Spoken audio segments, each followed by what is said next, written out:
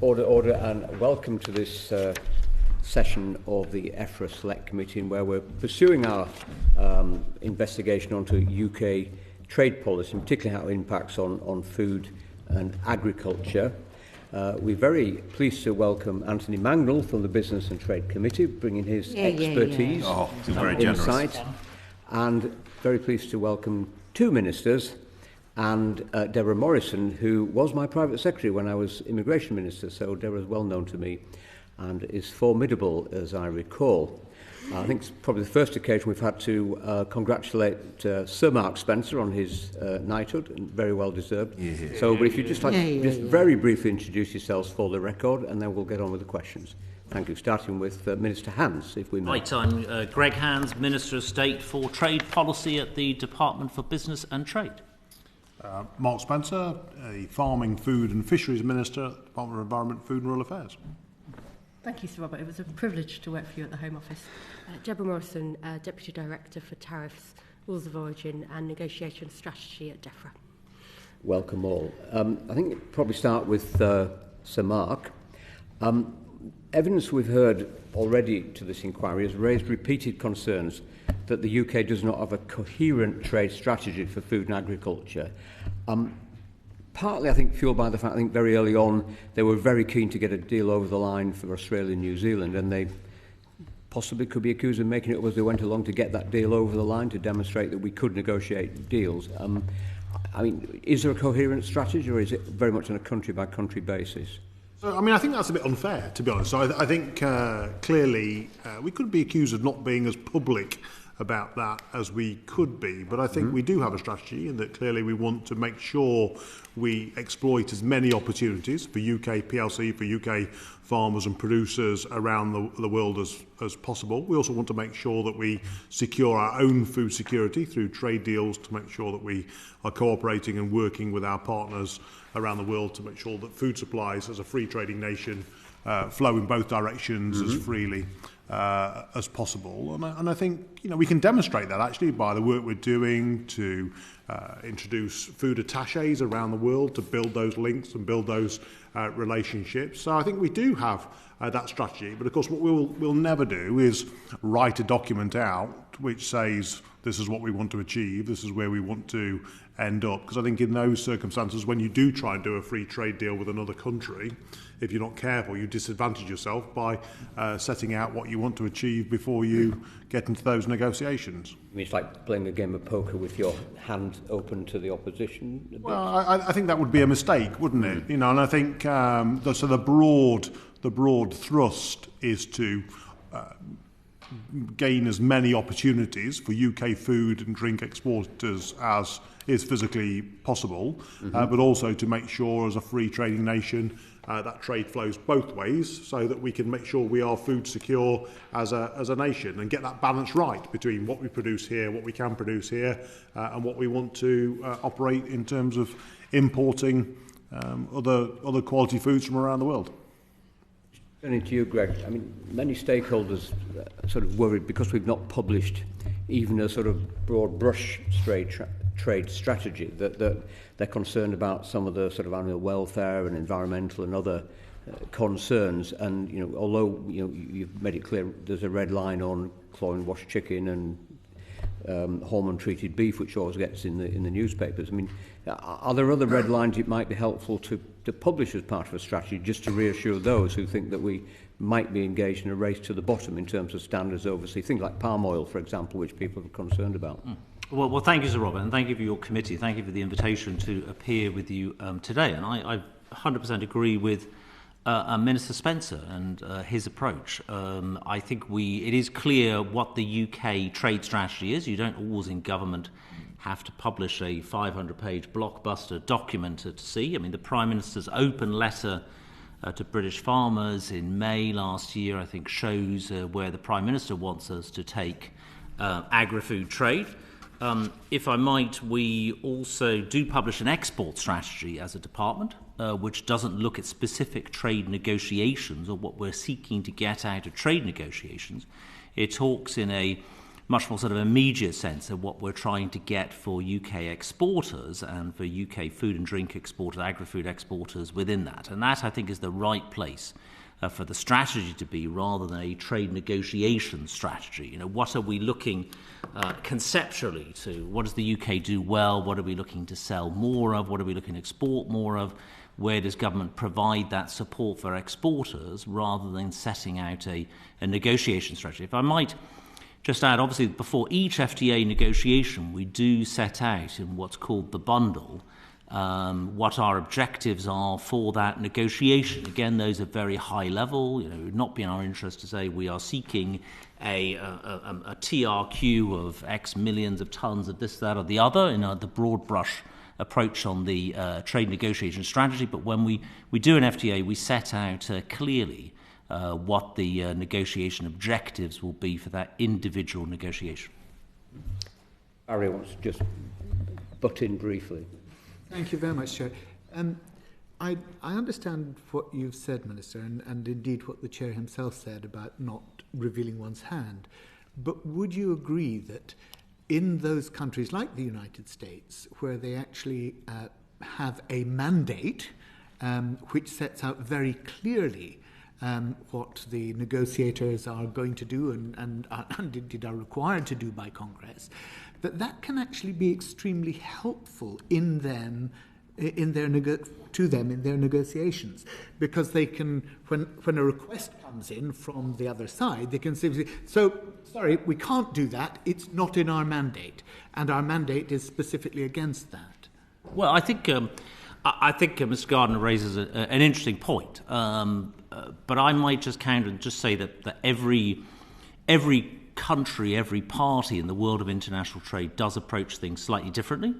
They'll have a slightly different setup. You know, the US Trade Representative, as being its own executive office, has essentially a very different setup compared to us as the full UK government department, the Department of Business and Trade. And also, inevitably, with Congress, the role that Congress plays on things like international agreements, inevitably you have to have a different set of rules and operating rules. I mean, if I might, one thing I might draw attention to is the UK. I think we've had good success in recent times in negotiating free trade agreements. You know, we've got free trade agreements with more than 70 different counterparts, plus the European Union. And I think that that record speaks for itself in the overall approach that we take structurally in terms of where we publish the policies and how we approach each negotiation. Thank you. Although you've obviously not published the strategy, you don't lay out your negotiating position initially, as Barry pointed out, might happen in other countries.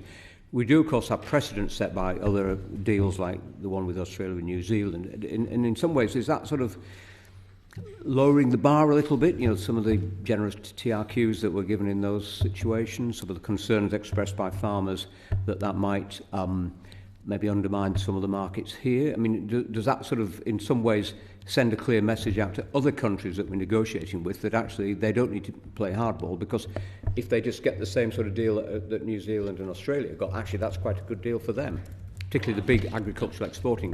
I think it depends, Sir Robert, if I might, so how one looks at the Australia Free Trade Agreement. I mean, don't forget that Australia gave us a tariff-free access across the board from day one, whereas for our particular products we're talking about there was staged access over a period of 12 or 15 years. So kind of the precedent setting, you know, you can use the precedent setting in different directions in terms of, you know, the some of the access that we got and the beneficial access that we got, for example, for Scotch whisky, you know, which is not something that is available to European spirits manufacturers, which have not concluded a free trade agreement with Australia. So I think the precedent setting, if I might, can sort of work both ways. But of course, when different countries look at doing a free trade agreement with a different country, they will look at, you know, what is the precedence here. But that it's still ultimately down to the negotiation.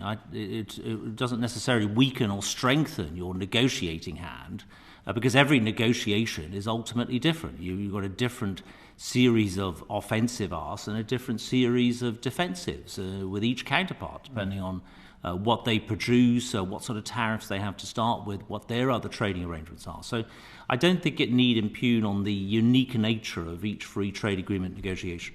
I think also if that were true, then you would have seen in CPTPP, for example, you would have seen much larger availability of quotas for beef and pork, which we didn't see actually. We were able to negotiate a much better deal in CPTPP for those sectors, and we were able to protect those sectors from huge amounts of import whilst securing great advantage in terms of exports. Yeah. I mean, obviously we've got two ministers from two different departments. I mean, which of you is responsible for being the advocate for international trade in agricultural commodities? Is it a shared responsibility, or is there a minister who is their primary responsibility in their job description to be the minister for sole responsibility for promoting exports overseas? Because we've got Foreign Office involvement in some cases. Yeah, of course. So of course, I'm the minister responsible within Deborah. We have regular conversations with our friends in DBT to make sure that we agree the strategy, we agree the mandates, we agree how far that what they can offer, what they can't offer, and if we want to step outside of that mandate, then they would come back to us and have a further conversation. But we're very conscious that we're a part of those negotiations, but there has to be one department in control of the overall strategy of any trade deal. Yeah, we'll probably go into that in more detail. I mean, it's ultimately a cooperative exercise. Whilst worth remembering that DEFRA isn't the only stakeholder in a free trade agreement negotiation. Using the example of Australia, DCMS, DCIT in terms of digital trade, in terms of telecoms rules, in terms of financial services, we have to work together as one government, because otherwise it just doesn't work. If we go in and we haven't properly squared something off with one of the departments, but it's worth remembering that the free trade agreement, by definition, to qualify at the WTO, has to cover the majority of trade, and therefore inevitably it will involve multiple government departments. It's our job as, if you like, the lead negotiator to make sure that we fully understand, as Minister Spencer says, agreeing the mandate, and we fully understand some of the trade-offs that may result. But it does, ultimately, all of these negotiations will, in almost all cases, involve the multiplicity of government departments. Also worth pointing out, under Deborah's team, there's an enormous amount of expertise in shaping those mandates and working out strategy, which, I'm only able to do my job with that support of that brilliant team.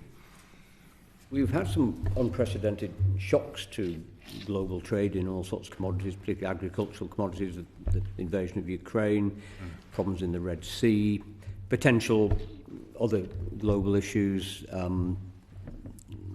China, saber rattling in the South China Sea, etc., etc. I mean, what lessons do you think the government has learned from some of those shocks, and how has that informed some of the attitudes and approaches to global trade and global trade agreements?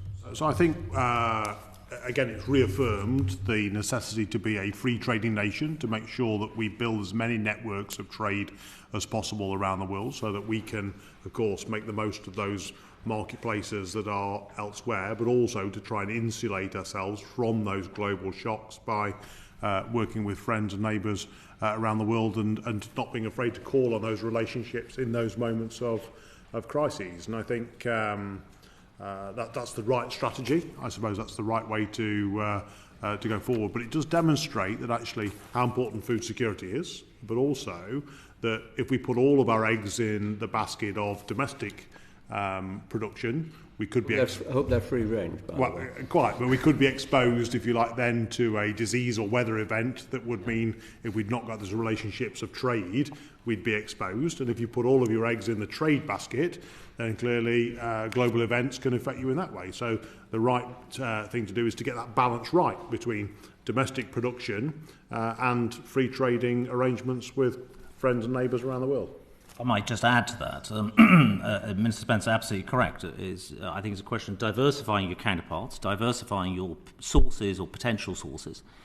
So that's why we've done, if you like, the number of free trade agreements that we have done. Joining CPTPP adds to that diversity. And we also engage very strongly at the World Trade Organization on these issues as well. So it's not just a UK thing, but making sure the UK takes advantage of its newfound independence at the WTO to be assertive in the space of free trade, rules-based, fair trade globally, and that's something which, that's why we push very strongly in terms of making sure that the world trade system continues to operate as well as it does.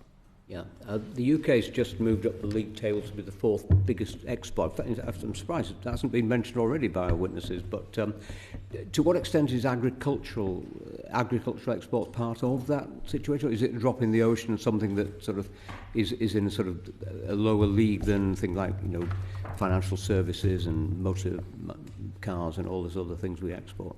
It's definitely a really important part of that, is the agri-food export side. I think the biggest area of growth there remains, as has been the case for many decades now, services exports remains the biggest area of growth for the UK. We are the world's second largest services exporter. 80% of our economy is services.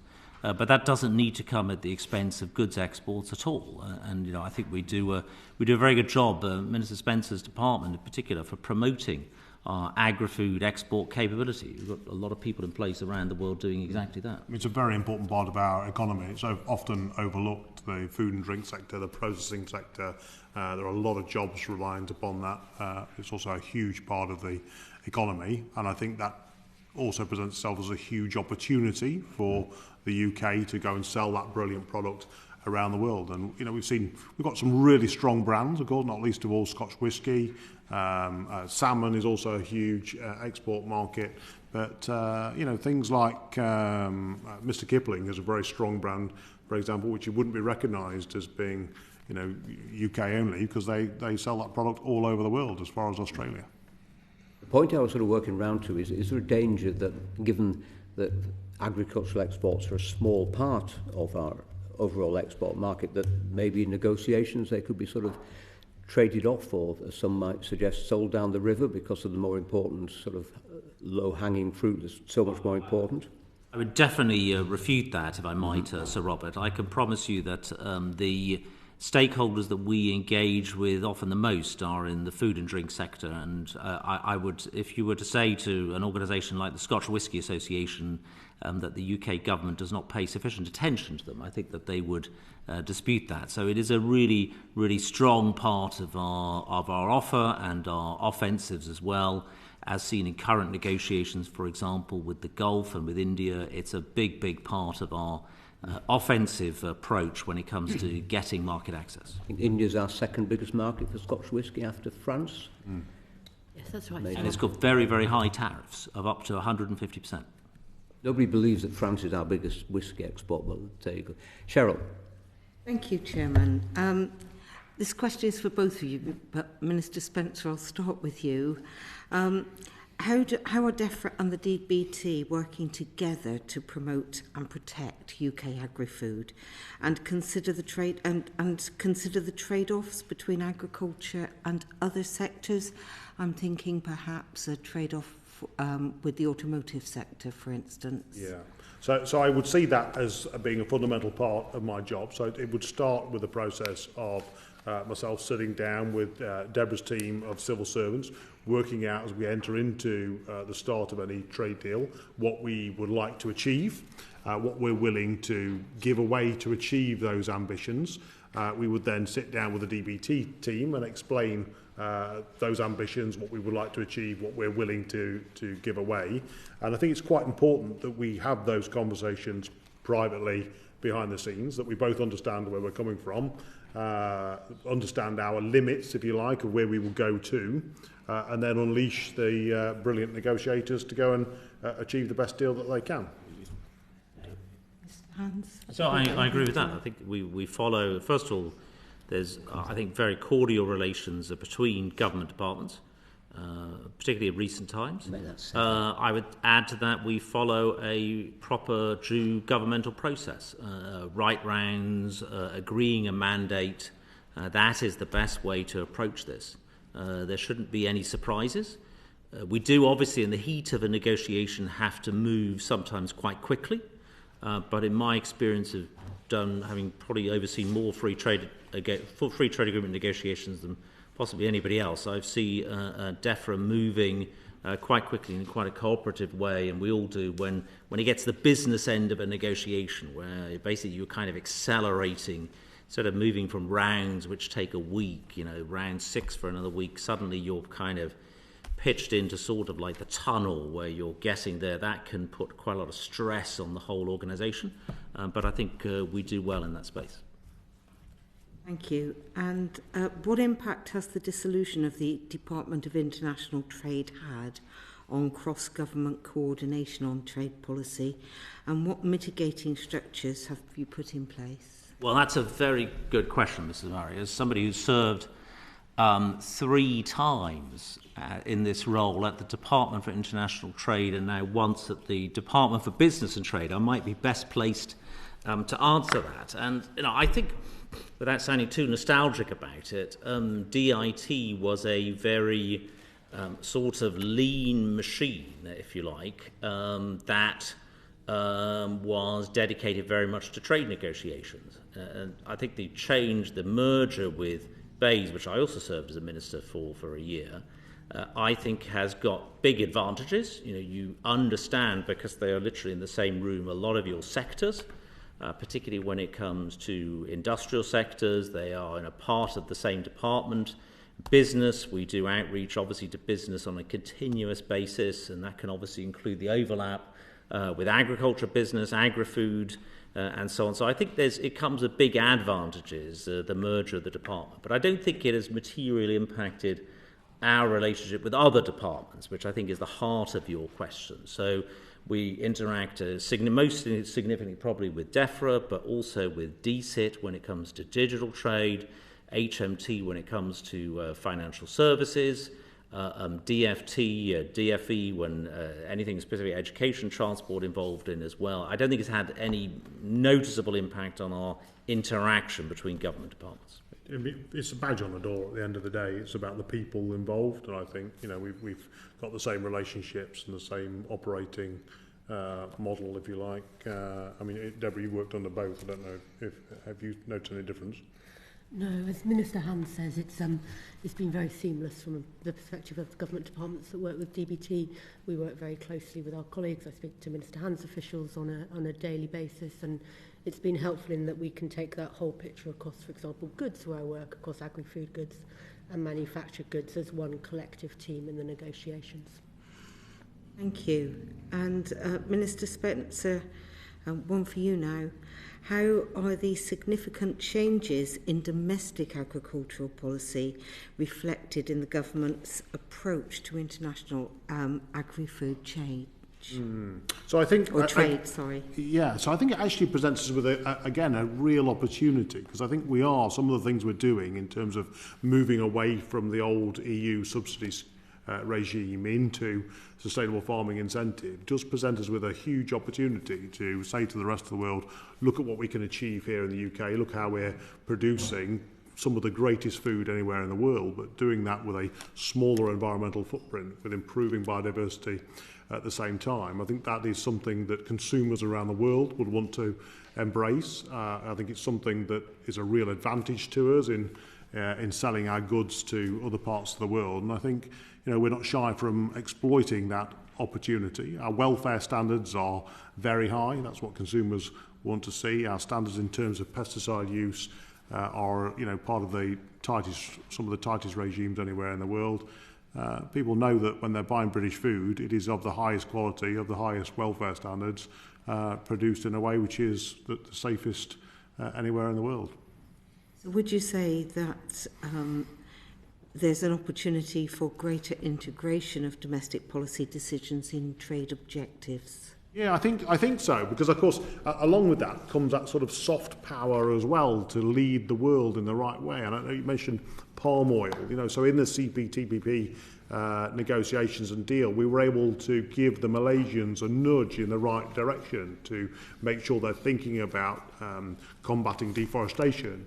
That's very important to UK consumers, but it's also important from a global perspective. And I think we can, without being all pious about it, I think we can give the world a nudge in the right direction and demonstrate that these things can be done with a smaller environmental footprint. Thank you. And finally from me, we've heard that the strategic agri-food objectives of Scotland and Wales are not adequately reflected in UK trade policy. How are you ensuring that the devolved administrations can meaningfully contribute to trade policy decisions? Yeah, so I mean, we do work closely with our devolved. We don't agree on everything.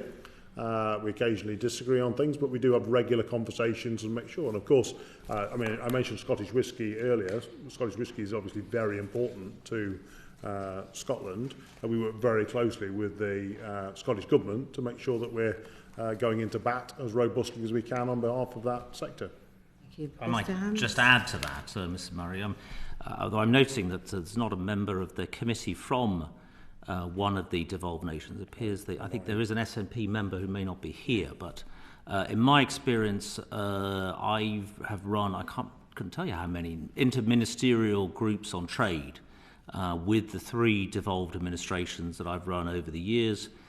These are held quarterly. Our officials work very well together, making sure that devolved administrations are involved. They're asked what would be their objectives in a negotiation. They're briefed, and that has worked actually extremely well. I think over the last, particularly the last 3 years since we've been doing negotiating free trade agreements. I meet on a quarterly basis. We just had the last meeting, I think last week, with the new Northern Ireland minister, with Scotland, and the Scottish minister couldn't make it actually, but he sent an official.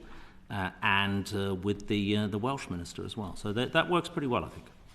Thank you very much. Thank you, gentlemen. Thank you. Actually, just sort of on the back of that question, there seems to be a bit of sort of perfect storm brewing up in terms of vegetable oil and oilseed supplies, with the problems with olive oil production in southern Europe, the disruption to sunflower production in Ukraine, and of course oilseed rape, which many predict might even disappear from our fields in the next 2 or 3 years. We're already down about 60%.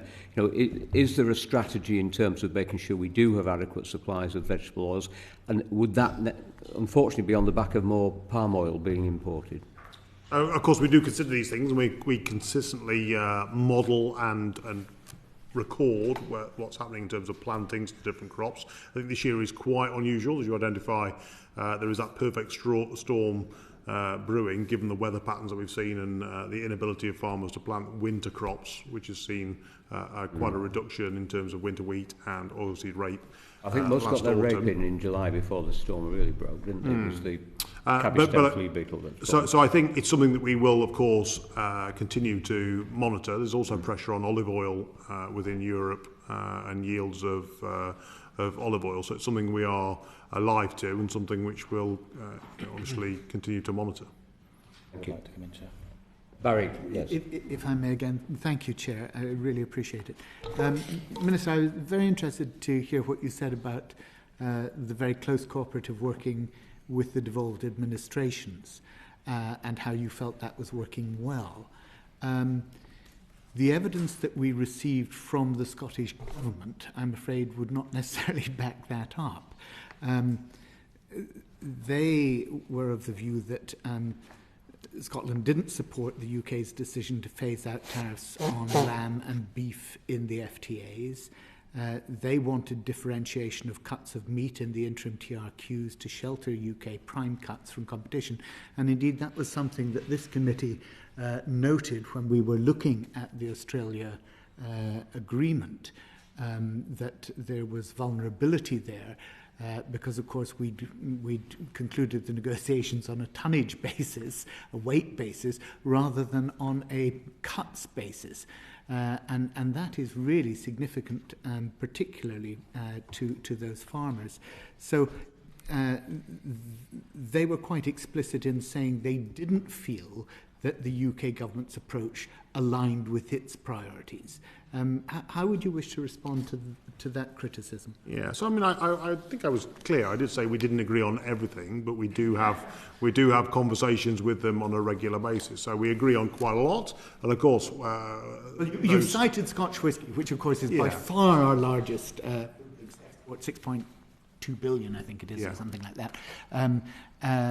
But it's when you get down to the nitty gritty of things like cuts of beef, that it really does have a huge impact. And of course, when you're dealing, as you know well, Minister Spencer, with upland hill farmers, sheep farmers, these things can be critical, those margins can be critical to the preservation of those livelihoods. Yeah, and it's something we do actually bear in mind when we're doing those trade negotiations. A really good example of that is actually under CPTPP, we were able to do a deal with Mexico to export pork offal to the Mexicans.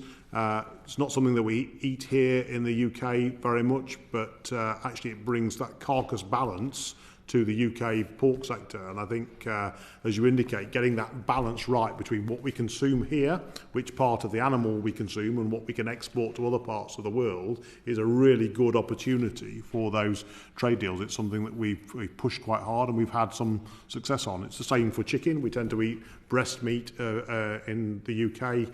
Other parts of the chicken we can export to friends and neighbours around the world where they eat different parts of the bird. I'll come on to Mexico and pork meat in due course, but I'll leave it there. Thank you. Sorry. Yes, by all means, yes. Can I just add to that, Sir Robert, to Mr. Gardner's question? We work very well together. I mentioned the Interministerial Group on Trade, which I chair every quarter. We've got official groups in both DBT and DEFRA, the Development and Trade Engagement Group every 6 weeks from DEFRA, senior officials here at DBT engaging on a very regular basis. If I might, and I think Mr. Gardner will be well aware of this, on a political level, however, it's worth remembering that the Scottish National Party have never supported any trade deal with anybody ever. So they always voted against any EU trade deal, let alone any UK trade deal. So I think when examining the Scottish Government's criticism of the process, I think one has to recognise that the political oversight of that is not a set of people who are favourable to UK trade deals. Having said that, we do work well on a cooperative basis on an official level and in the briefings that we provide. But I think you need to look also at the end point that the SNP, at least here in Westminster and previously at the European Parliament, vote against every single trade. They've never supported a single trade deal ever negotiated by the EU or the Commission. Despite the fact that Scotch whisky and salmon are the two big beneficiaries of any deal. Absolutely. Yeah. Derek Thomas. Thank you for that. Minister Hans, why did we decide to replace the trade advisory groups with a much more sexily titled, updated stakeholder management structure? Can you talk through a bit of the thinking of that and how that has helped or helps? Yeah, well, I think in terms of industry engagement, and we do a huge amount of industry engagement. I always say to people, in the world of trade policy, you can get lost in the sort of esoteric world of technical barriers to trade chapters and rules of origin and negotiating these 1,000-page blockbuster documents. But there's no point doing trade deals unless they benefit businesses, specifically exporters, and also consumers. That is where you're trying to bring the benefit, and that to do that, you have to understand the impact on that sector, on the advantages of that sector, what might be the defensives facing that sector. So we do a number of policy insight forums. We, I think, engage with industry, and that includes the whole agriculture, agri-food sector on a regular basis. In terms of the exact structure that has taken, that has changed over the years, and I think you'll find some people who prefer the previous structure, some people who prefer the current structure, but it's something, if people feel that the structure can work better, we're always open to looking at it.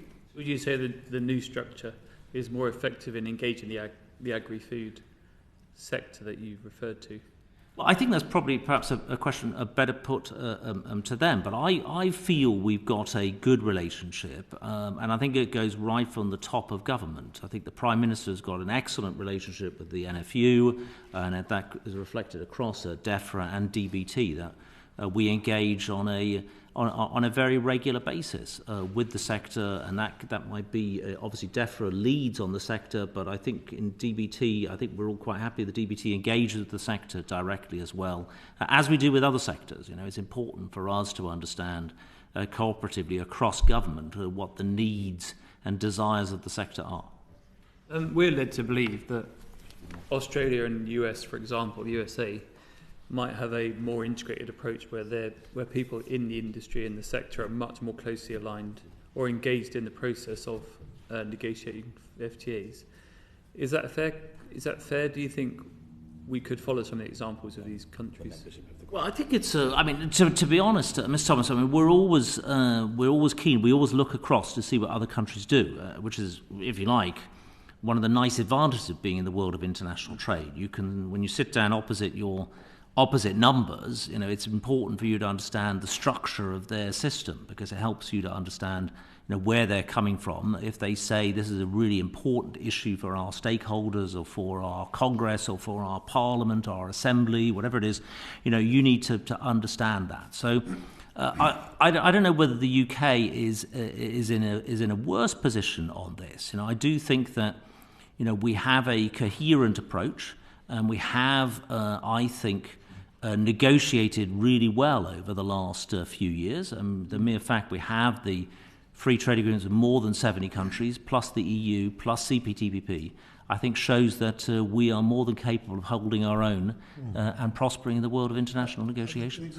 Maybe we're just a little bit British about this, but the fact that we don't shout about it doesn't mean to say that it's not happening. And as a minister, I would and have sat down with lots of those different sectors and sort of had those conversations with different sectors in terms of, you know, look, we want to try and achieve this on cheese with Dairy UK, but there may be a price to pay on eggs. And where do we want to pitch ourselves? What are we willing to trade? Can we have that open conversation around my office desk, if you like, working with the NFU and with different sectors to explain the challenges that we're facing, explain the asks that we've been asked, and to explain what we want to try and achieve, and working with those sectors privately behind closed doors and deciding what our mandate is going to be is the right way to do it. And then we working with Deborah's team, feed that into DBT, and then they go and negotiate it. And trying to take people on that journey is the right way to do it. But we do that quietly, without sort of shouting about it from the rooftops. Can we go one step further?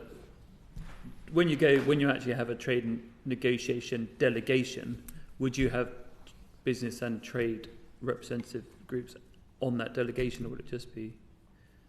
Do you actually take people with you when you're doing these negotiations? Well, we do very often take business delegations with us on trade missions, on trade visits. Right. We don't typically take business delegations into or just outside of the negotiation room. I think the onus is on us to understand their needs, understand their desires, work out where compromises might be needed. I think having business delegations in the room with you is something which I think might make the process of negotiating potentially more difficult. But the key is to really understand. So when we get to the business end of a negotiation, we very frequently get in those businesses, that sector, and work out, you know, this is what counterpart X is proposing. Can we just understand what would be the impact for you if they're proposing X? You know, if X is not acceptable, perhaps tell us, you know, could sort of X minus a little bit more, minus a bit or plus a bit, or in a slightly different way, would that be more acceptable? I had quite a few of those kind of conversations. It could also be exploited against you. So, you know, if you're faced in that negotiation and someone says, well, we want this ask of Scottish whisky, and you say, well, I can't, you know, at this moment I can't commit to that, I'm going to have to go and think about it. Well, he's sat right behind you. Why can't you just go and ask him now?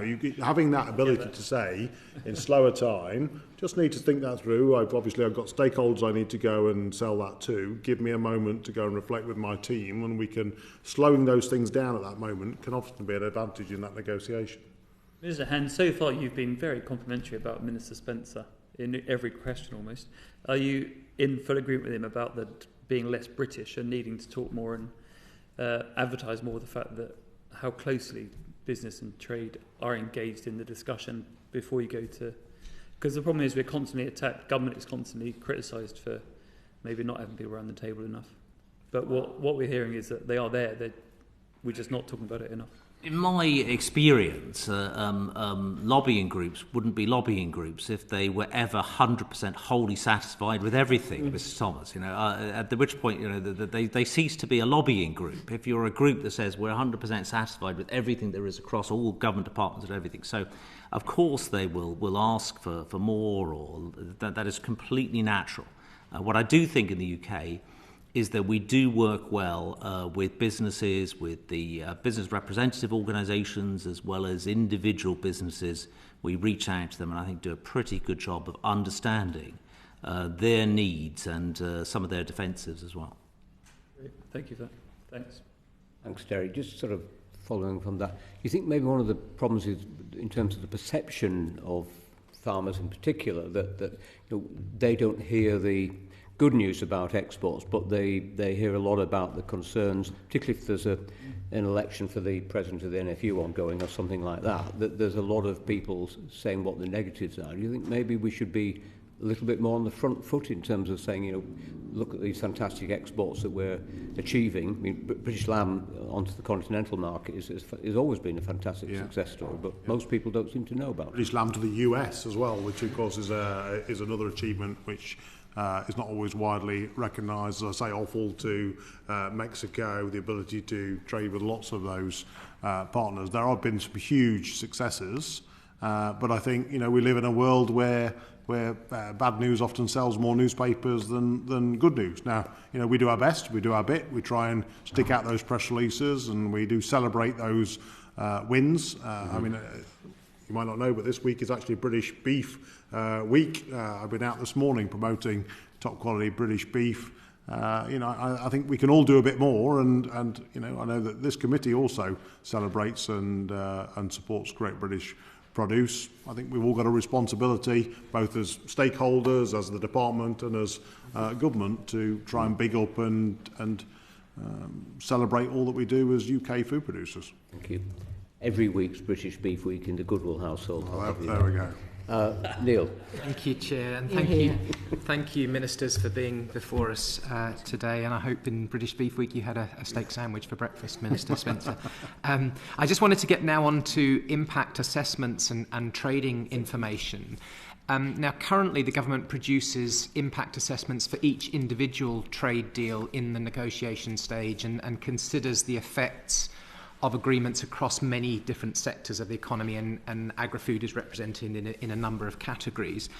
But witnesses to our inquiry have requested that the actual cumulative impact of combined trade deals is looked at in more detail. So I know that you're looking at things on an individual basis, but how do you respond to that request to seeing what the cumulative impact of some of these different trade deals are? Yeah, so number one, the Prime Minister has committed to that food security index. I think that's going to be a really good indicator to identify where we are in terms of UK food security. A number of vectors in that indicator, of course, will be considered. So I think that's a big step forward to make sure that we as a country can analyse where we're at and the direction of travel. And of course, we continue to monitor the impact of those trade deals, both cumulative and individually. And of course, there are positives and negatives in all of those things. And it's our job to try and strike that balance between what is positive and what is negative, and try and improve the positives. And that's what we're trying to do.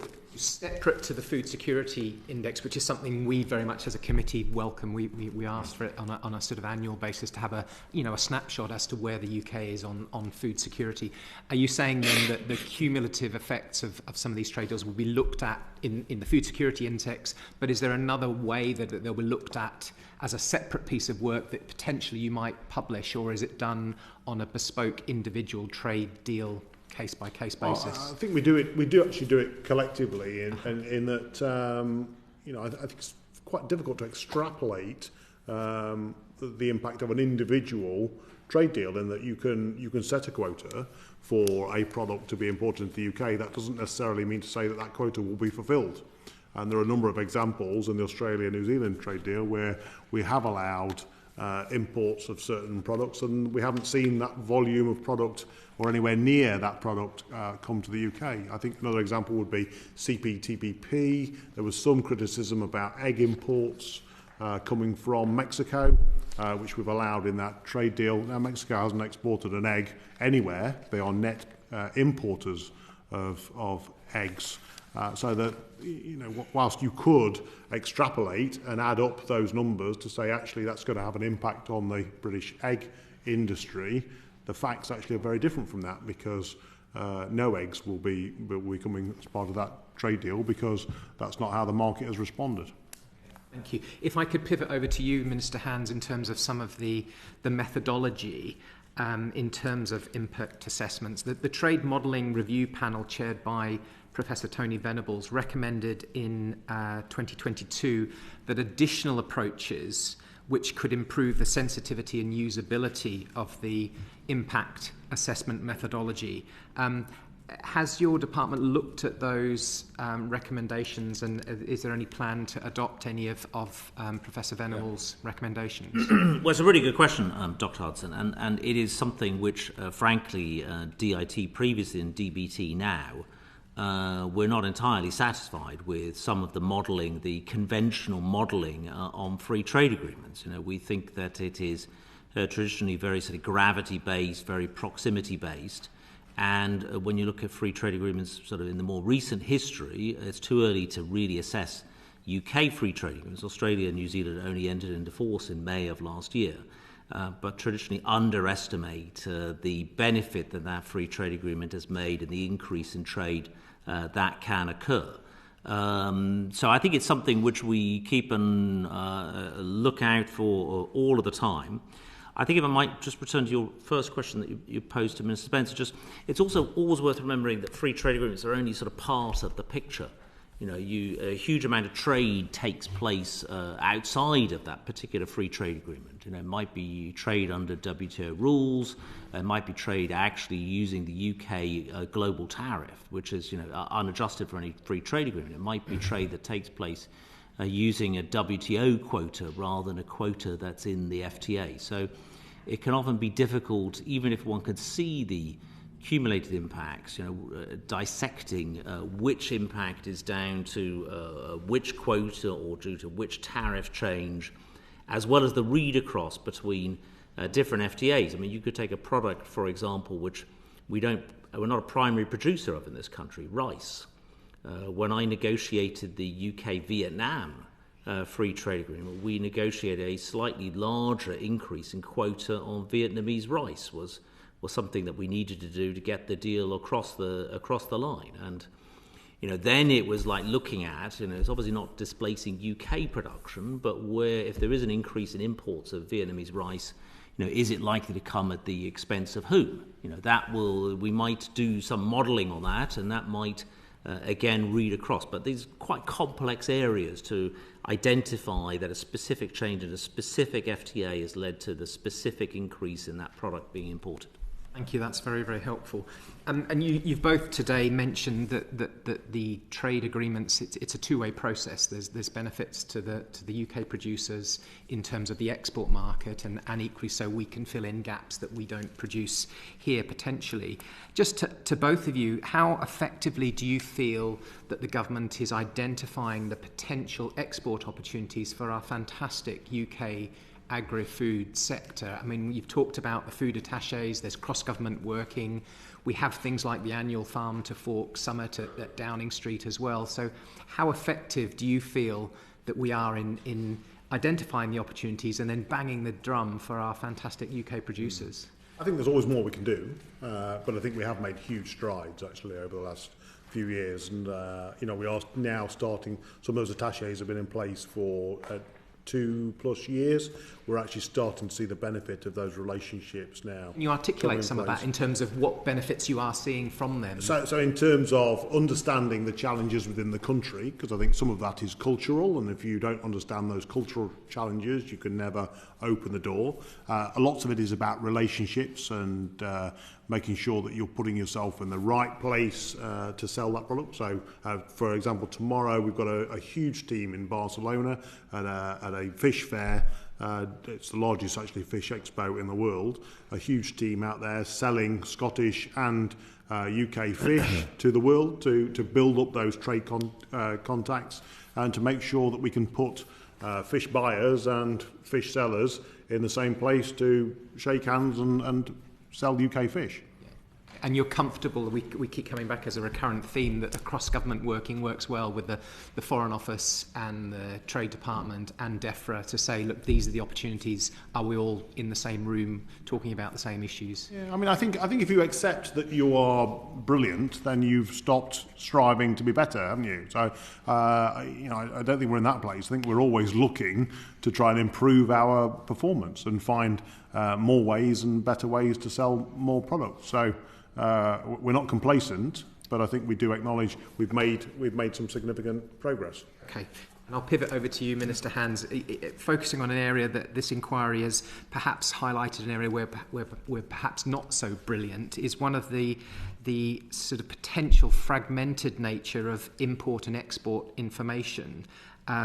So one of the things that stakeholders and specialists have said that they really would appreciate, a simplified, more single trade information portal to really lubricate access to markets in and out. Is that something does that resonate with you, that you think, yes, we agree with that and we can help lubricate the process for our producers and businesses? No, I think it's essential. I mean, getting business exporters, the ease of access to information is crucial. But that's why we have great.gov.uk, which is the place where all exporters, all businesses are referred to. That is where all the information is collected together as our portal. So great.gov.uk is always the first place to go for anybody who's looking to become an exporter. It may lead you through to one of our DBT International Trade Advisors. It may lead you through to one of the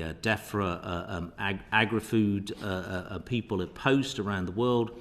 We've got one of the best commercial diplomacy networks around the world as the UK. That is, a huge resource, the ability to access people. We've got people in markets from 11 different places in the United States, for example. We've got somebody in Denver. Not every European country, medium-sized country, large country has got that ability and that kind of global reach around the world to be able to get to line you up with an importer. And then on top of that, we've got the Prime Minister's trade envoys. Also very much schooled in promoting agri-food exports, and we've got quite a lot of resources to bring to the table, really across three departments: FCDO, DBT, and DEFRA. Thank you, that's really helpful. And I guess in the quest to always improve those resources, does your department sort of keep a watching brief on that portal in terms of, numbers of people, number of businesses accessing, and then any feedback they're giving in terms of any potential issues they are having getting into various networks? Is there something that you can, feedback in a two-way to say, look, to help you use this fantastic resource even better? Yeah, it's definitely had a refresh recently, as you'd expect, based on experience. If I might comment on one of your earlier questions, Dr. Hudson, I think there is something in us promoting the benefits and the opportunities for trade in agri-food. I think part of it, I don't want to sort of rehash the past, but I think almost an inevitable consequence of doing, as it happened, the Australian and the New Zealand FTAs first meant that there was a focus on defensives on agriculture, to be frank. And I think quite often we got sort of like quite into a discussion that was quite defensive-oriented for the government. And I think now we're looking at actually some of the opportunities. I think CPTPP, I remember talking to agriculture exporters with Australia and New Zealand and with farmers saying, well, actually, one of the defensives that I had was that most Australian beef and lamb exporters were exporting into fast-growing Asian markets. I think, I can't remember the figures, were 80-90% of their exports were going into Asia-Pacific markets. And I think one of the things about CPTPP is that gives us the chance to have a bit of the action, is to actually be able to export into those same fast-growing markets, like countries like Vietnam. CPTPP will grow as well. India, there are some defensives in India, but there's also huge opportunities for UK agri-food being sold into that market of 1.4 billion people. I think the Gulf is again a region which is not a big agri-food producer, but a big appetite for UK agri-food goods. So I think now we're seeing actually some really strong opportunities for the UK, if you like, in some of the more recent negotiations that I think will give a much more positive picture, I think, of the trade opportunities that are there for UK agriculture. Okay, thank you very much. Thank you. Thank you. It's interesting, Mr. Hanson, you mentioned rice, although we don't produce rice here. It is a commodity which has very high tariffs. Places like Japan have very high import tariffs. But we do have an interest here milling rice, because the tariff differential between brown rice with a brown attached and white rice, really that is the only reason why we have a rice milling industry here in London. I mean, is that an industry that is right to be worried about a trade deal with India, that we might lift those tariffs, change that tariff situation, so that actually, why would they not mill the rice where it's produced rather than bring it here and do it here?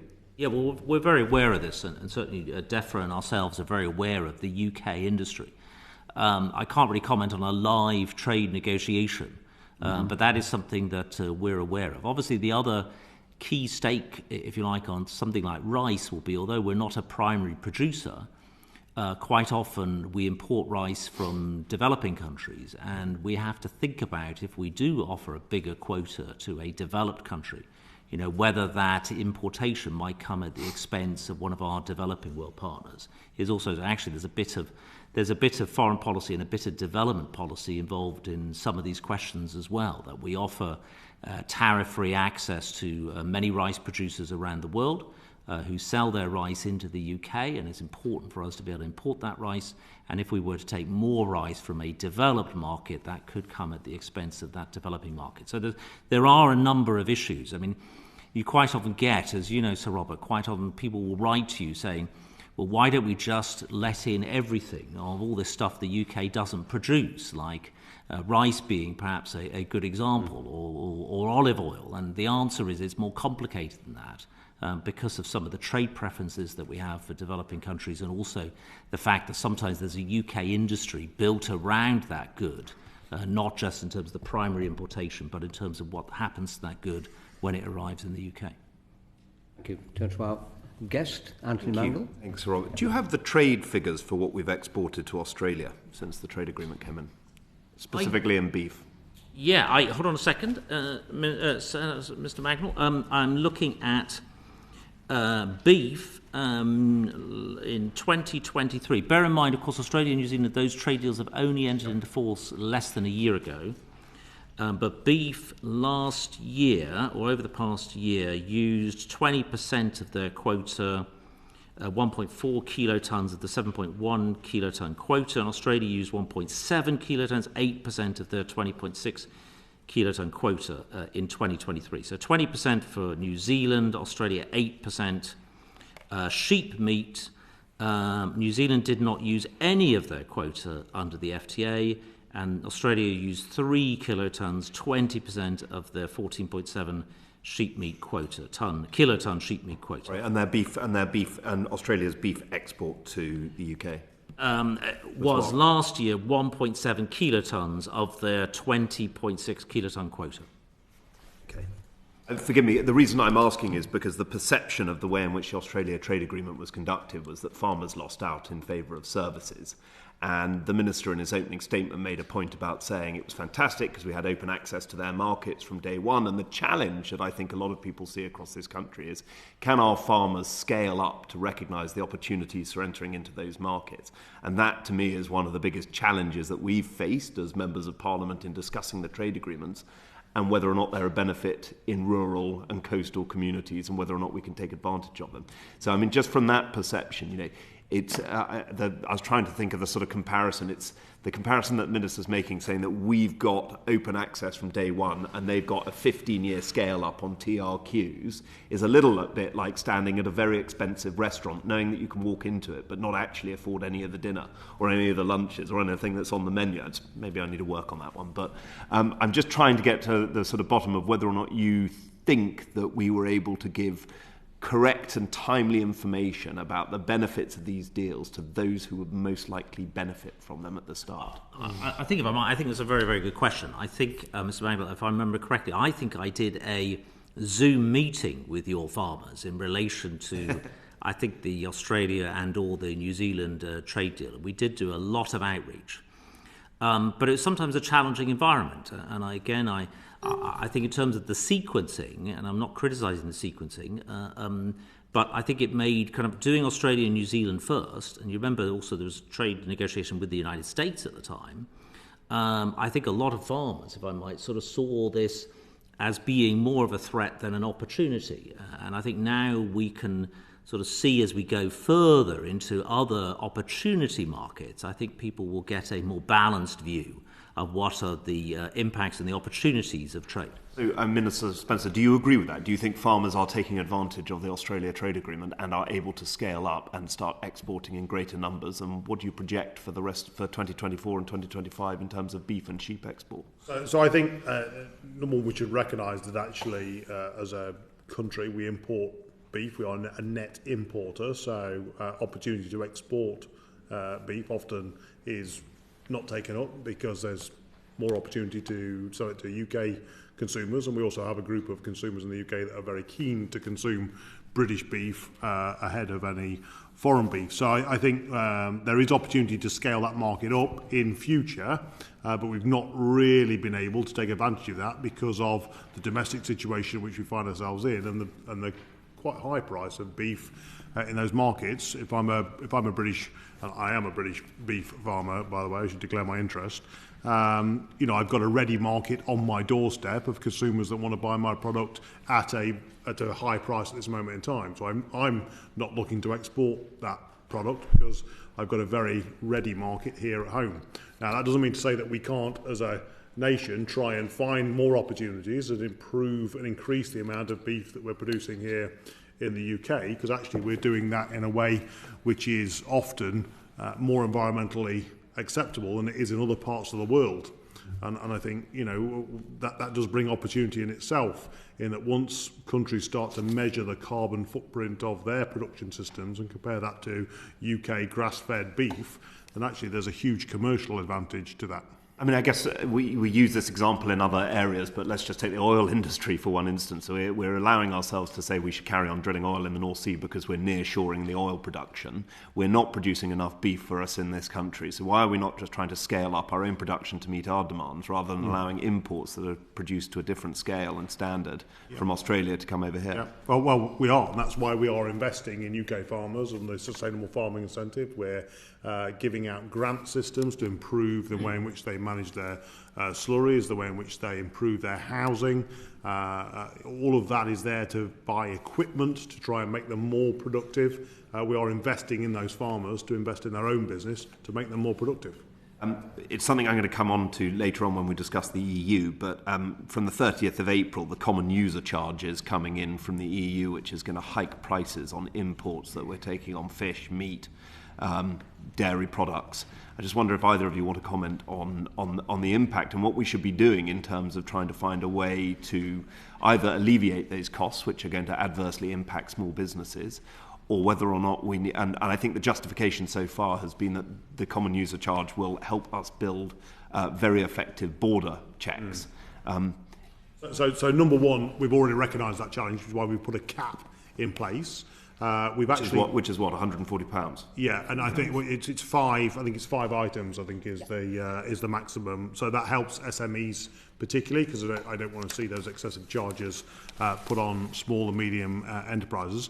I think it's also worth recognising that in the impact assessments that we've done over 3 years, we sort of make an assessment that will make a 0.2% difference in terms of the price of those goods coming in, so that's very small. And if actually you compare that to the cost, for example, of a foot and mouth outbreak, which would be utterly disastrous. I think it was £12 billion it cost the UK economy last time. So getting that balance right between keeping ourselves safe in a phytosanitary sense, but also making sure that we allow that trade to flow as easily as possible is the balance we're seeking to strike. Okay, thank you. And the chairman started off with a sort of general conversation and a point around the food strategy that is or isn't there, and a general point about whether or not we should have a more joined up trade strategy. I just want to move you along a little bit around, and this is to you, Minister Hans, is around scrutiny of our trade deals, my hobby horse for the last 4 years, so I'll apologise for this. You've heard it many a time. Do you think CRAG is an effective tool? Yes, I do. I do think CRAG is an effective tool. And I heard a laugh from Mr. Gardner, but he voted for CRAG, I think, back in 2010. So I think it is effective, and I think we've shown that. I personally think the UK, particularly recent UK trade deal, CPTPP, I think has been exceptionally well scrutinised by both Houses of Parliament. I mean, I think you're both giving an extremely good account of yourselves and your departments and the hard work that's been undertaken by your civil servants, and that is much appreciated. And I think it is interesting to look at what's happened between the merger of the International Trade Committee and Business Committee, and how there has been a much improved relationship and scrutiny along that way.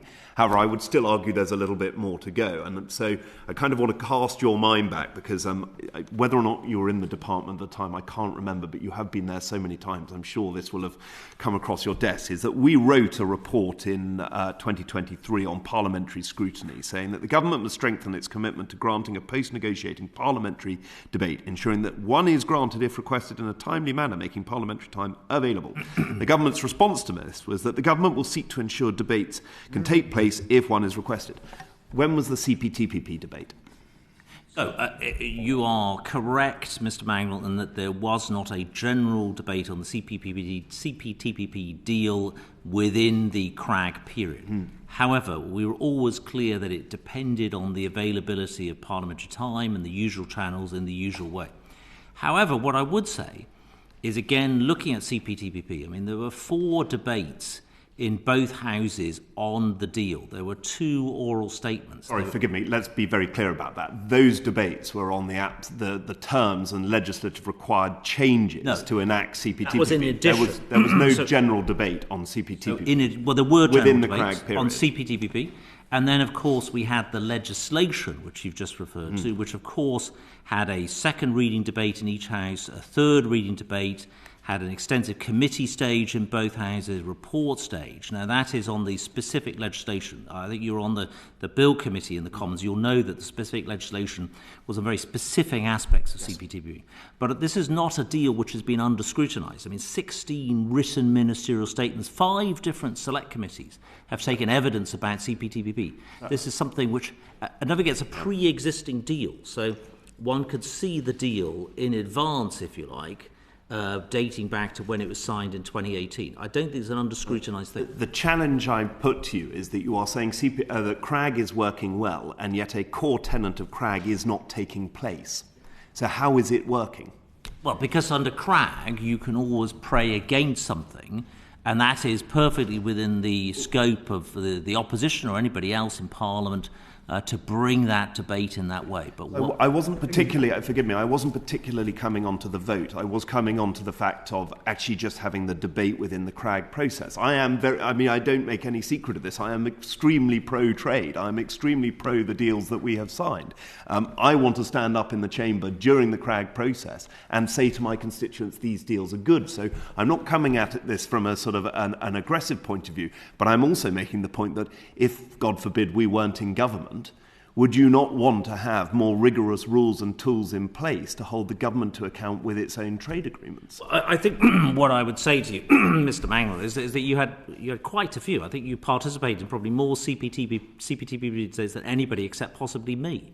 You know, you did the Commons ones at the general debates. You took part in the second reading debate. You took part in the Commons committee stage. You took part in the report stage.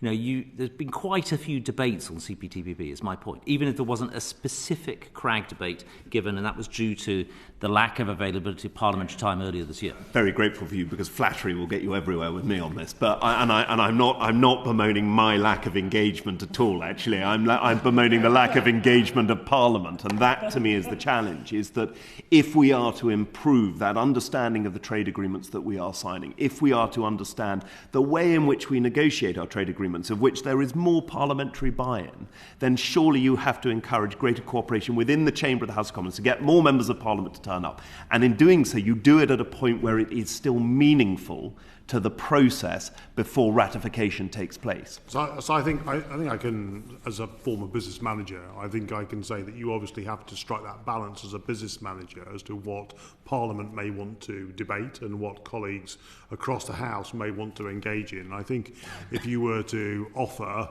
a debate on global events or at this moment in time, you know, other events like the post office or the CRAG process, I would suggest that you get more colleagues probably wanting to engage in those other topics at this moment in time, and that's business managers have to weigh all of that up when deciding what time to allocate to what topic. Now, of course, there is always the opportunity for backbenchers to go to the Backbench Business Committee with a suggestion that they want to debate any topic of their choosing, and the Backbench Business Committee has allocated time in order to debate that. Now, there hasn't been that rush of colleagues to the Backbench Business Committee. I mean, again, I do come back to this point, which is that the proper and effective sort of remit of CRAG, albeit written when we were still part of the European Union, albeit terribly outdated, despite it being done by the Labour Party, you do need, well, if it is to work, it should have a debate during the CRAG process, during those sitting days, those 21 sitting days, and should end up with a vote. And that has not happened. We have not had both of those scenarios take place together on any one of the brand new trade agreements that we have signed, whether that be Australia, New Zealand, CPTPP, or indeed the digital partnership. So I'm going to move this on and come back to you on another subject, but that does not strike me as something that is working. And again, if we're in opposition, that would be a difficult thing for us to see governments push through maybe trade agreements that we don't accept. Well, if I might, Mr. Mangle, of course, going back to the legislation for each of those deals, there was the Australia and New Zealand Free Trade Agreements Act, the CPTPP Act. Both of those, whilst the legislation was a more limited aspect of those deals, the debates were very wide-ranging, particularly the second reading debates, and even the committee stage. I mean, the committee stage, as you'll recall, there are amendments on the environment, on labour rights, all of which was kind of rather extraneous to the limited legislation. So I put it to you that overall, I think both Houses of Parliament had very, very extensive debates on CPTPP in particular. This may be one that we're not going to agree on at this point, so I'll move it on. But if I can say, one of the things that has been an enormously welcome sight is the creation of the Trade and Agriculture Commission and the role that has. There has been quite a significant amount of criticism, though, both of the TAC and sometimes the response in Section 42, that it can be too narrow. I just wonder if either of you want to comment on that criticism. Well, I think I agree with you. I think it's been a good innovation and has enabled experts to come in and opine on trade deals in advance of the House of Commons or House of Lords giving a view. And I might just add, I think actually their view of the trade agreements we've done so far has been broadly positive. We talked about palm oil, and the TCA was quite, the TAC was quite clear that they didn't think CPTPP would lead to an increase in harmful exploitation to create palm oil. Thank you very much. Thank you. Dr. Hudson wanted to come in briefly on this. Just a quick follow-up on the Trade and Agriculture Commission. Earlier, we expressed some concern that we'd heard in terms of resourcing, that it might not have sufficient resource, that actually the chair was having to use university sort of research funds for administrative support. So we called for increased resourcing, and we were pleased to hear recently that resourcing had gone in. We just wanted to get a sort of snapshot view. Do you feel that moving forward that the TAC, when they're looking at future deals, is adequately resourced? We've seen a response that they've got increased resource, but just from your both departments, do you feel it's adequately resourced to do the job that the government's asking it to do?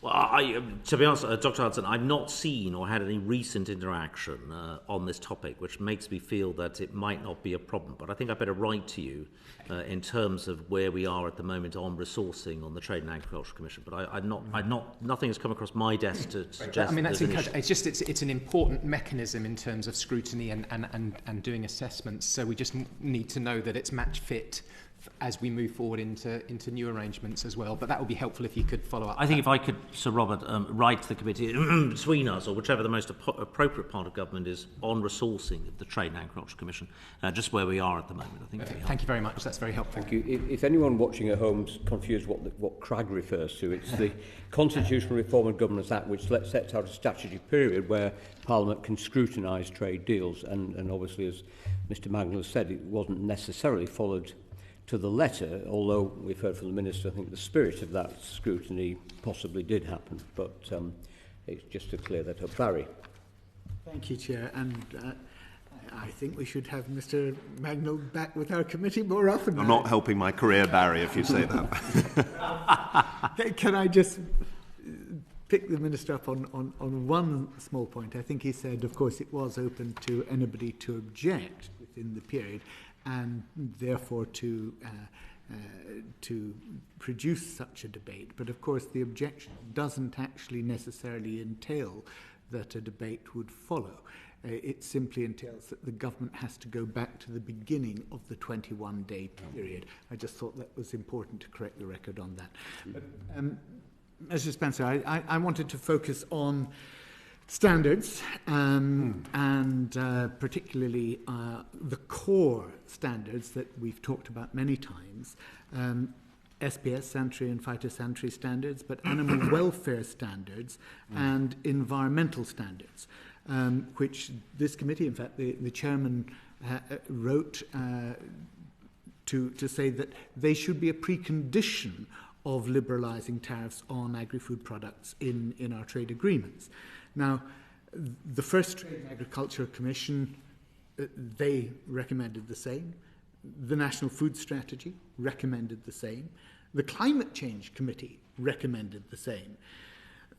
The British Egg Industry Council, the National Farmers Union, the Scottish Government, and, dare I say, even the Conservative Animal Welfare Foundation recommended the same.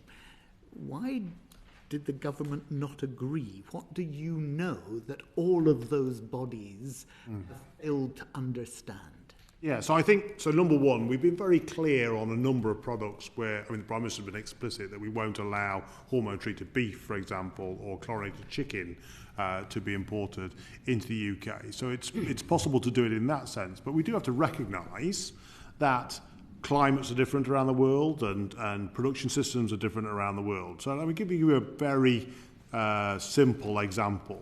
I think we could probably all sit here and agree that free-range chickens are much better than housed chickens. I want to see my eggs produced by free-range chickens, if at all possible.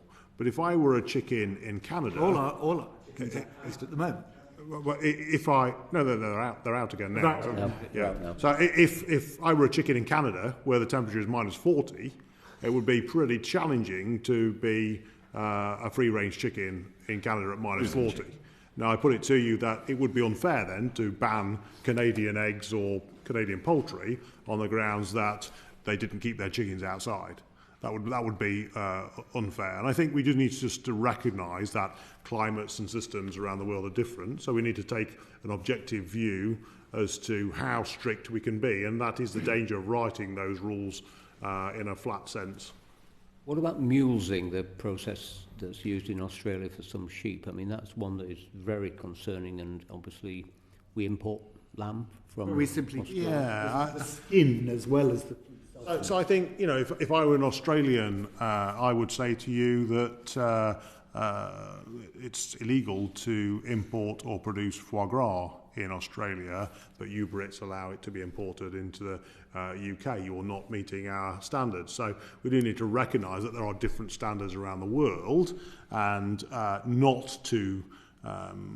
quite important that we don't lecture the world on this and say that we are the best, because we would react pretty negatively to that if people did it to us.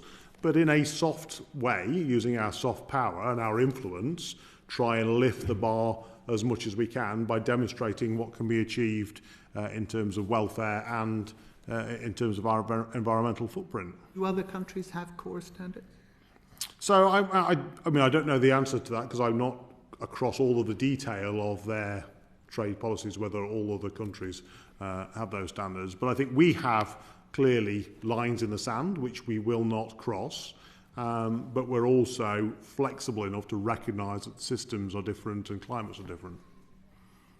Look, I don't think that anyone on this committee, or indeed any of the multiplicity of organisations that I've just cited, would not say that one should understand the circumstances that products produced in other parts of the world are coming from. And to that extent that flexibility is as you presented it, Minister Spencer, is just common sense. It doesn't mean that there should not be a core set of standards that we adhere to.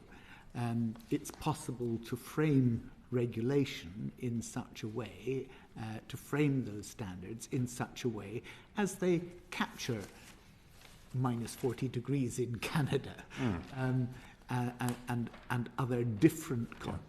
Yeah. And I really don't think that you've provided a counter-argument to all of those organisations who have on environmental standards, agri-food, the animal welfare standards, and SPS standards. These should be something that are fundamental. Of course, we understand that there will be different contexts, but this can form a core which can be a levelling up. At the moment, and indeed one of the problems that we felt with the lack of core standards in the New Zealand and Australian agreement was then that there were knock-on effects from that when it came to the CPTPP, wasn't it? This goes back to our half discussion earlier, because of course as a result of that, because there was no equivalency language on animal welfare, the Canadians were able to negotiate larger TRQs on pork meat and on beef. I mean, in fact, earlier you'd said that you'd done rather well in that area. In fact, the opposite is true, isn't it? They were able to negotiate larger TRQs. I mean, actually, I don't recognise that at all. I think that the CPTPP deal actually was. What don't you recognise? That they were able to negotiate larger TRQs? So I don't recognise that it was a better deal for them. What I'm saying to you is I think actually that was a very good deal for UK ag. And I think, to go back to your original question, we've always been explicit. So we will not and never will compromise on consumer safety. That is, of course, an uncrossable line. We'll always make sure the food in which we import in those trade deals is safe. So I think that is a core standard in effect. If we can have a core standard there, why can't we have it elsewhere? And the point I'm making is that we do have, in effect, those other core standards, as the Prime Minister was explicit, that we would never allow hormone-treated beef. We would never allow chlorinated chicken. But you can't have... We would allow mulesing? But you can't have those standards. Cut the backside. So I think, again, you need to recognise that there are different systems around the world, and we need to... That's the point of core standards. We recognise there are different systems around the world. Some of them are not acceptable. And we need to be, of course, we need to operate within the WTO rules, because, of course, if we find ourselves in a place where we are operating outside of the WTO rules, we'd be taken to court and we would lose. Now, we need to use that soft power and our influence, as you're indicating, to try and improve standards around the world, to improve environmental footprint and welfare. That's what we're seeking to do. But I think if you have a set of bureaucratic rules which are inflexible, you'll disadvantage yourself from doing those trade deals and getting the advantage that comes with them. If I might add to Minister Spencer, Mr. Gardner, I think you're mixing up a little bit the standards debate and the TRQs. Of course, the TRQ is there for produce that meets our standards. So whatever increased TRQ was, that there was for Canada in CPTPP will be for products that meet our standards. And that's, I think, the important thing to get across is that FTAs, free trade agreements, do not change our standards. Whatever gets imported sorry, Minister, under an FTA. Let me explain why it did have an impact. In fact, this is the Trade and Animal Welfare Coalition explained, that concerns about the Australian FTA setting a precedent then materialised within the CPTPP because they did not contain any equivalence language on animal welfare standards, and because of that the Canadians were able to obtain that concession and get larger TRQs on pork, meat, chicken and beef. But whatever the larger TRQ might have been, whatever produce gets imported still has to meet our import standards, and there's no change. In fact, nothing has changed in our import standards since we started negotiating free trade agreements. Everything imported if we must don't meet. have those core import standards, can it? Well, of course we have import standards on all products imported into the country, whether they be agri-food or anything else. Everything must meet our import standards, and nothing has changed in that regard under any FTA negotiation, including the CPTPP. Indeed. And because there were no equivalent standards in the Australian deal, then the negotiations was able to allow a greater expanse within the CPTPP deal. That was exactly the accusation, let me put it that way, that the Trade and Animal Welfare Coalition was making.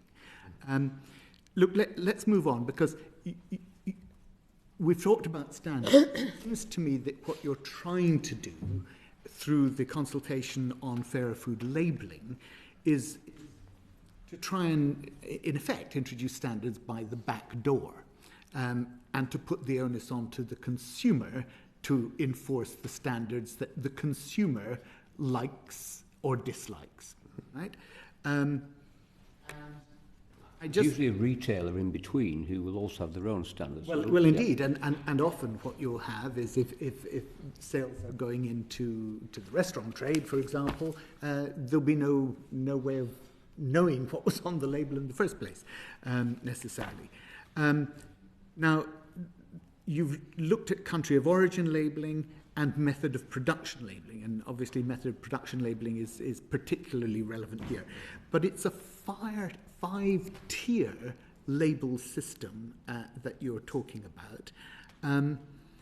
And how do you respond to the charge that is going to be a pretty ineffective substitute for tighter import rules and core standards in the trade agreements, precisely because there is that filter between the ultimate consumer in some cases, and also because if it's a five-tier labelling system, it's going to be pretty complex, and all the criticism that consumers buy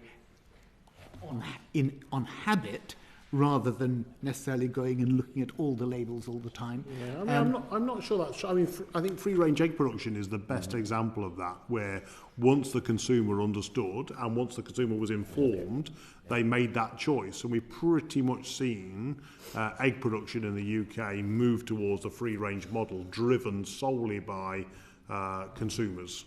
And I think an informed consumer is something that UK ag production has a huge amount to gain from, because I think our welfare standards and our production systems are more sustainable, of higher welfare, and so the more informed consumers we have, the more choice that is available to those consumers, they can make the right choice. I'm all in favour of informed consumers, but forgive me, was it not only 2-3 months ago, perhaps the chair can remind me on this one, when we were talking about the labelling of free-range eggs in this committee, and actually it was the government that was deciding that they should not be correctly labelled. Because the housing order and so there was but the government specifically, you could have made a regulation saying that this had to be correctly labelled. You did not, and as a result, you allowed into this country all these eggs to be labelled as free range, which were not.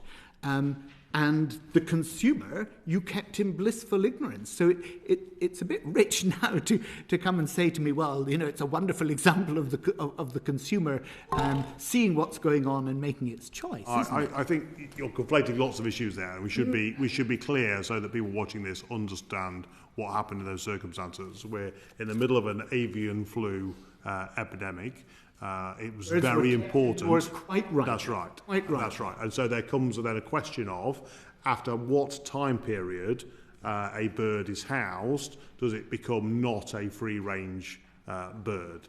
And we made a decision as a government to extend that period of time that those birds were kept indoors and not have to change the labelling from free-range to barn-reared. I think that was the right decision at the time to support the sector. What was that period of time?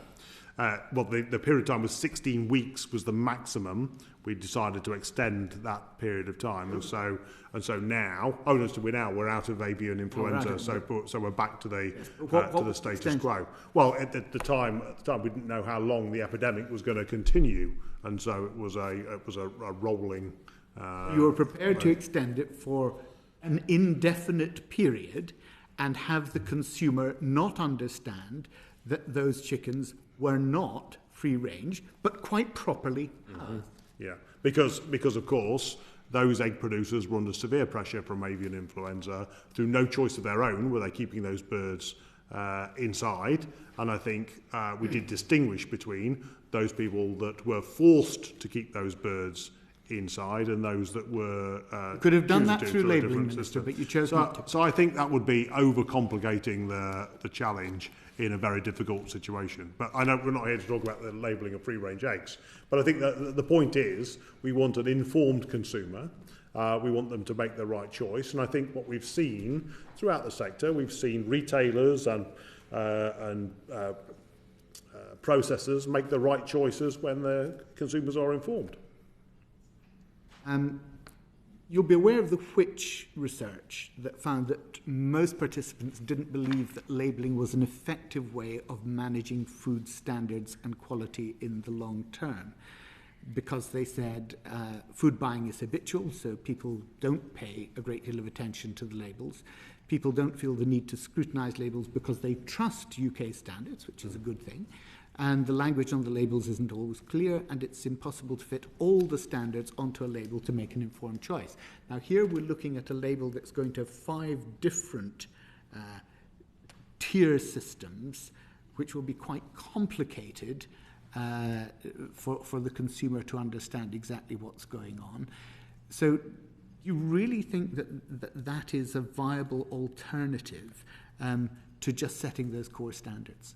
I think, again, we want to give consumers choice. We want to make sure that is an informed choice. And we have seen the market respond to that in lots of ways. So if you take a company like McDonald's, for example, I think there is a reason that McDonald's have committed to 100% UK beef, 100% free-range eggs in all of their products, because they recognise those consumers care about those issues, and that is a market advantage to them for making that commitment. And I think that's something that we should celebrate and allow consumers to make that choice. Look, I'm very pleased when big chains do that, and obviously they're buying British, and that's a good thing. But you'll be aware that many, indeed, obviously most small restaurant outlets and most small food producers are not able to achieve the same as those big, large companies can. And there is a lack of transparency then for people who buy their products, isn't there? I mean, I'm not sure that's true. I think if you go to your local pub this weekend, it would be perfectly legitimate to say to your waitress, can you tell me if this steak is from the UK or is imported? It would be perfectly legitimate to ask that question. You can make then an informed choice as to whether you want to have steak, lamb, or we're talking about things like, egg products that are in baked goods, for example, things like that. You understand that actually there is a complete failure of transparency. There isn't labelling down to that level, and therefore the consumer, in effect, you're asking the consumer to take on a responsibility which all of those organisations that I started off talking about really believe is a government one. But let me move on. And if I can just talk about how the government measures and mitigates the potential costs to businesses in the UK as a result of the proposals that you have to introduce the not for EU labelling requirements. That's been estimated by the Food and Drink Federation, and you both have rightly spoken about not wanting to put additional cost burdens onto UK producers. That will, it's estimated, cost almost £250 million a year on British business. So number one, of course, we continue to engage with the sector to try and mitigate any impact of that labelling. But I think it is worth putting on record that we won't do anything that puts at risk the Windsor Framework or the Good Friday Agreement. I think we should recognise and celebrate the fact that Stormont is now up and running, and we do have to, as a government... You're well aware, Minister, that there was no requirement to do this by the Windsor Framework, and I do understand the reason that the government did it, because it didn't want to disincentivise manufacturers, producers in this country from reaching any part of the UK market. Yeah. And that is an understandable aim, but of course the potential financial burden is something that the industry itself is telling you is grossly disproportionate and unacceptable. So we understand that challenge, and we are working with the sector to try and mitigate that challenge and reduce those costs wherever possible. But we can't do anything that would jeopardise the Windsor Framework. No, please stop saying that, because you know it doesn't jeopardise the Windsor Framework in any way. What it is the government making a political decision that is going to actually impact those businesses adversely.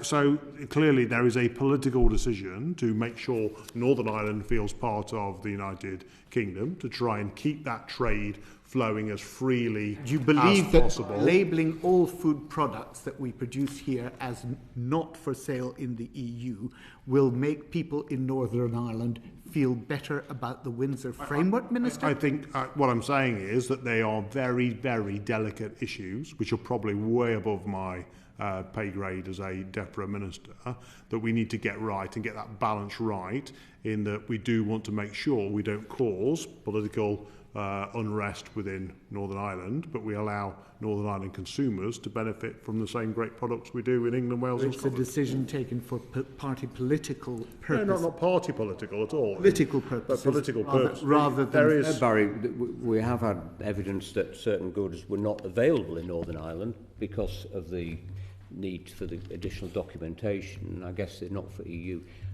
Labelling is part of that. But one thing that did slightly surprise me, I was talking to a manufacturer of cat food produced in France, and they've been asked to label that product not for EU, despite the fact it's produced in the EU from products sourced within the EU. That did seem a little bit strange to me. Yes, I'm not familiar with that product or where it is produced. Obviously, well, it's produced in France. Within the EU. Yeah. I mean, that would be a question for the EU. I mean, my interest is... To export it, they have to have two different sorts of packaging. Right. For the UK market, they have to label that not for EU, even though the product is produced to EU standards and they sell the same product in the Republic of Ireland. There's some strange anomalies there that we hope could be ironed out. I mean, of course, we continue to work with the sector to try and reduce the impact of those anomalies, try and get that trade flowing as freely as possible across all parts of the United Kingdom, so there are no barriers in place between England, Wales, Scotland or Northern Ireland. We want Northern Ireland to feel included in the UK. We want to do that in the very delicate political circumstances that Northern Ireland finds itself. We're going to have to make a bit of progress, Barry. Yeah, no, I'm finished. Thank you very much. Thank you, Selene. Thank you and good afternoon, gentlemen. Sorry I was late. How will the UK ensure that CPTPP accession does not result in increased imports of palm oil that contributes to deforestation and destruction of habitats for critically endangered wildlife? Thank you, Mr. Saxby. I mean, first of all, I think the Trade and Agriculture Commission gave us a pretty good, clean bill of health when it came to palm oil and CPTPP. It's one of the subjects that they looked at very closely. Secondly, you'll know that the UK has got an increasingly good record on making sure that palm oil comes from sustainable sources. That's gone from 16% in 2010 to 72% in 2021, so a big increase. Obviously, we want that to go further still. That's the percentage of UK imports of palm oil that are certified as being sustainable.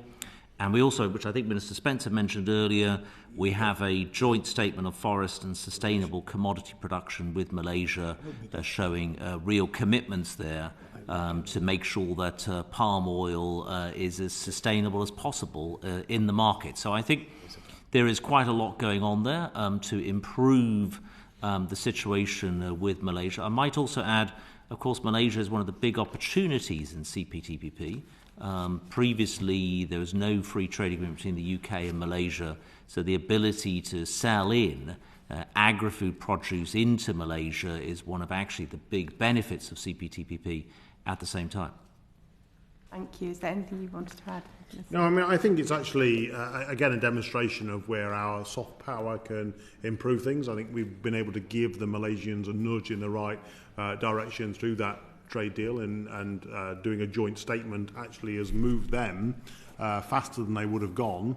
I think it's a good example of the UK using its influence around the world through its trading relationships to try and improve the environment, in general.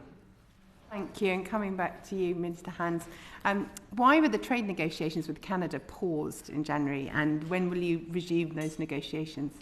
Well, they were paused for a variety of reasons, but mainly because we weren't making the progress that we wanted to do, and we found that Canada had not done things that many of our other trade partners had done, like extend the rules of origin accumulation rules with the EU on automobiles, which, for example, South Korea and other trade partners had done, and Canada was very much the exception there.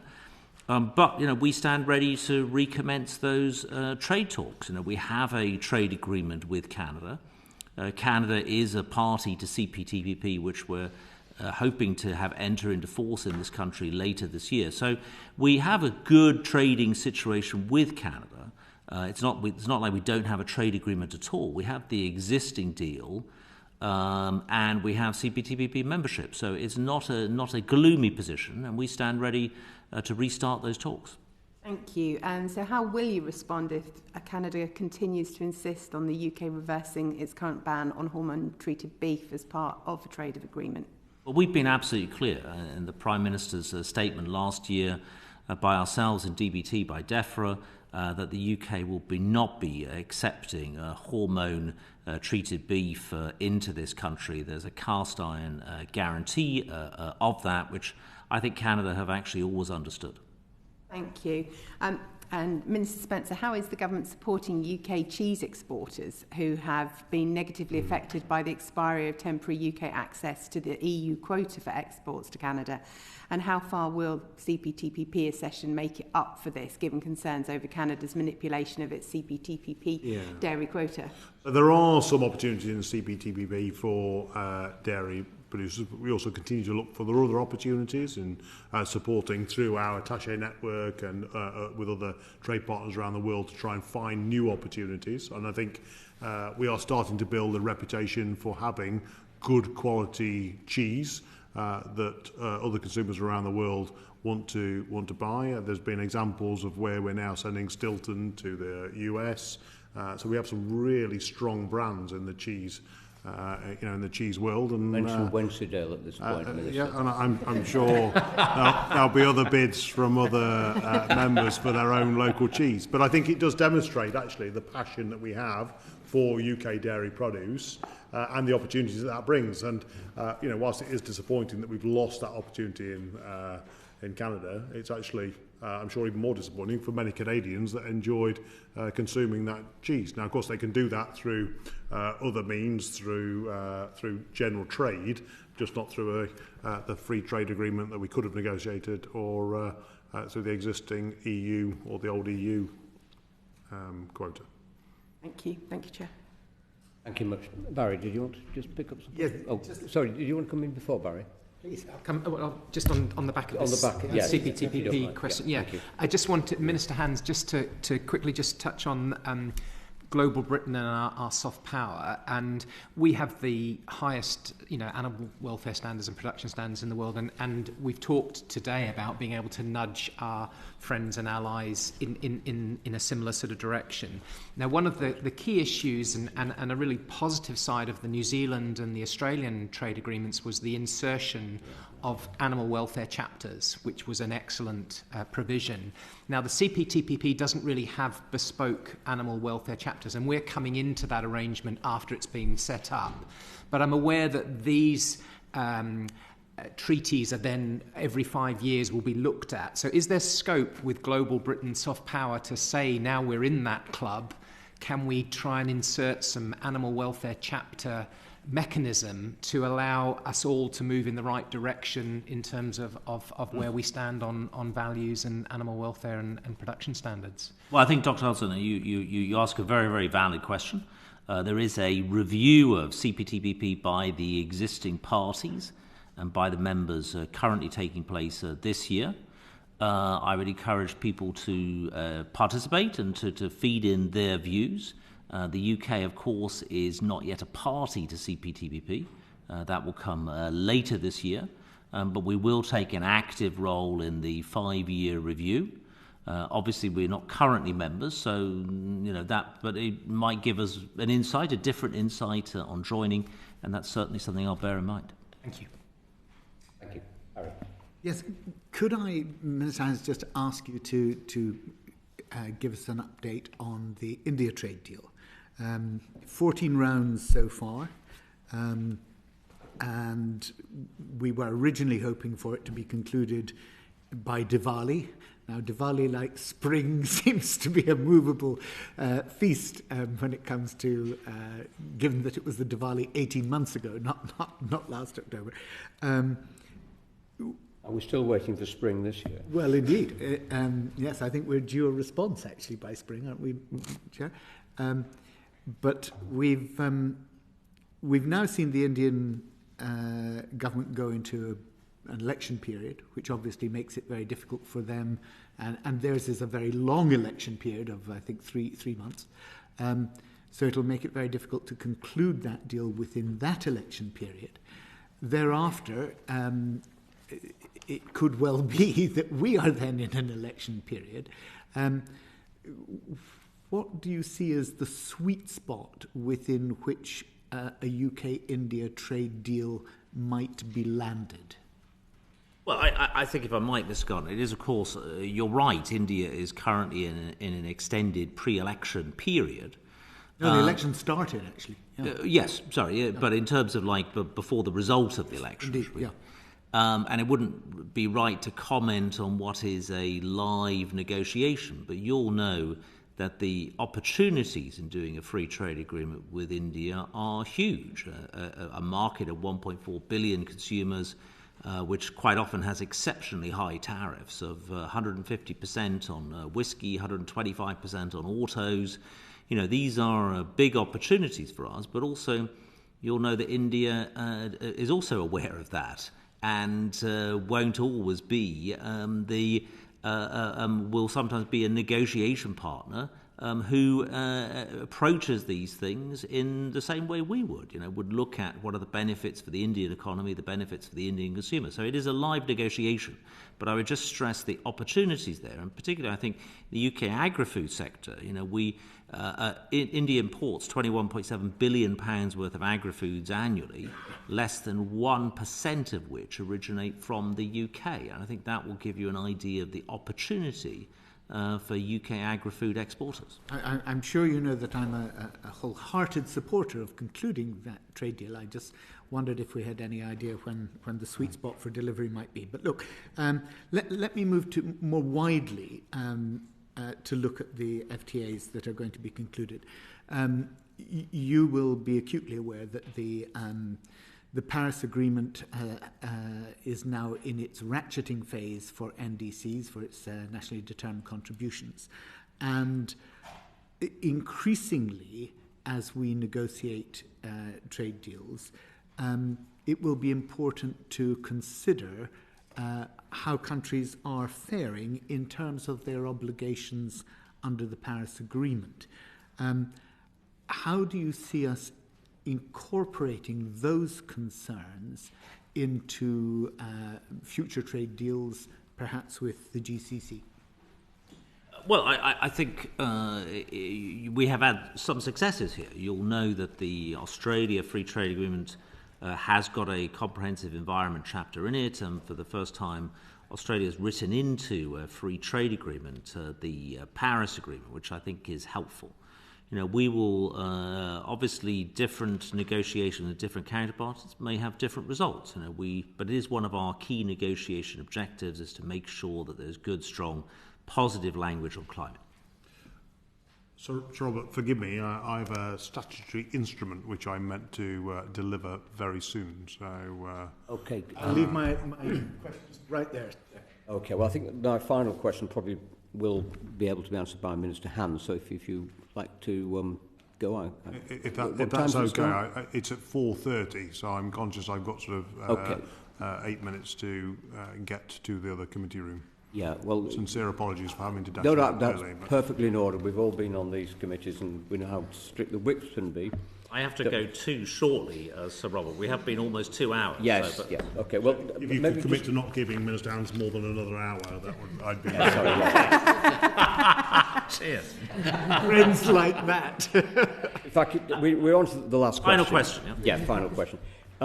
It's about our trade with the EU and other international partners. Obviously, many people somehow take for granted the fact we've got a trade deal with the EU, but I can remember during the Brexit debate, during the referendum, there were suggestions that if we didn't get a deal, there'd be a 40% tariff on our lamb. It would be disastrous for UK farmers. The European Union still remains the UK's most significant trading partner for agri-food products. What steps is the government taking to reduce cross-border regulatory requirements and decrease costs for UK traders?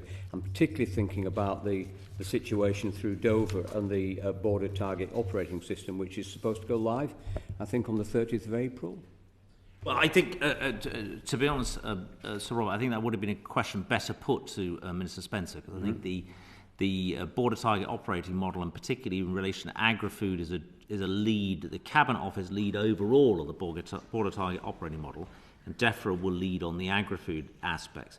Can I just add, I might ask, as Morrison, just to comment on behalf of DEFRA there, but can I just add... I mean, there's been very worrying reports in the Financial Times that it will go live, but there'll be a 0% initial check level, which seemed a bit... Well, I think if you read the blog on the DEFRA website, it's strongly committed to having those checks go live later in April. One thing I might add, because I think your first part of your question was really about exports. We do engage, I engage with my European counterparts. I have regular meetings with EU member state trade ministers where we talk about trade barriers that have arisen on a member state level, and obviously we also interact with Brussels frequently at a commission level to make sure that any